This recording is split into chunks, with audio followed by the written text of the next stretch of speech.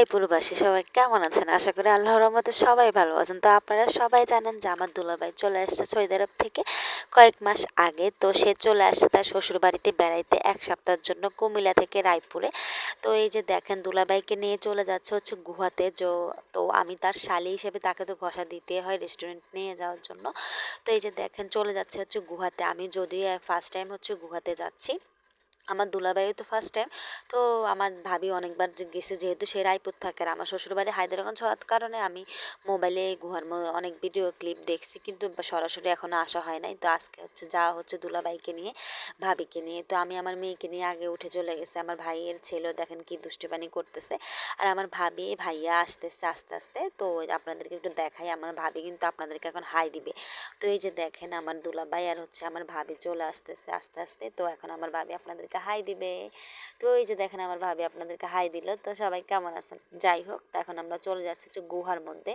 আস্তে আস্তে সিঁড়ি বেয়ে আসতে যাইতে এসে, যেহেতু বাচ্চা আমার কোলে, আমার জামাই এখনো আসে নাই, সে আমাদেরকে বলছে তোমরা একটু দেরিতে অর্ডার দিও, তাহলে আমি আসতে পারবো। তো ওর জন্য আমরা ওয়েট করার কারণে আমরা অনেক দেরিতে অর্ডার দিতে হয় আর কি। তো যাই হোক, এখন আপনাদেরকে আমি ভিতরের পরিবেশটা দেখাবো, মানে ভিতরের ডেকোরেশনটা কেমন হয়েছে গুহার, তো ওটাই আপনাদেরকে দেখাবো, যদিও আপনারা হয়তো দেখেই ফেলছেন।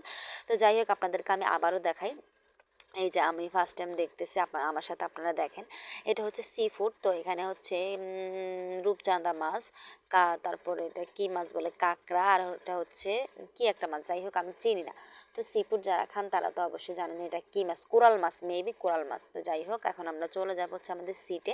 তো যাওয়ার আগে যে আপনাদের একটু দেখায়, আমরা অনেক দেরি করে হচ্ছে রেস্টুরেন্টে গেছিলাম, 11:30 বাজে ঘর থেকে বের হয়েছি।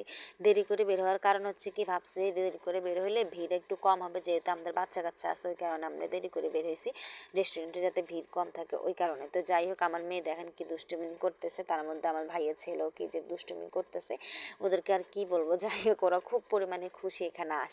আপনাদেরকে এখন আমি একটু পরে পরে দেখাবো হচ্ছে, এখানে একটা গেমিং জোন আছে, ওখানে বাচ্চাদেরকে খেলার সিস্টেম অনেক সুন্দর। তো যে দেখেন আমার দুলাভাই তার মেয়েদের একটা ছেলে একটা মেয়ে, ওদেরকে নিয়ে ছবি তুলতেছে। আর আমার মেয়ে এখানে পাথর কোরানো নিয়ে ব্যস্ত। ওকে আমি এখন গেমিং জোনে ঢুকাই না, কারণ হচ্ছে ভাবতেছিলাম তার বাবা আসুক তারপরে ঢুকাবো, পরে দেখে যে না, সবার সাথে ঢুকাই দিয়ে ও একলা একলা খেলার থেকে। তো এই যে দেখেন আমার মেয়ে খেলতেছে, তার বাবাও চলে আসছে তার মাঝখান দিয়ে।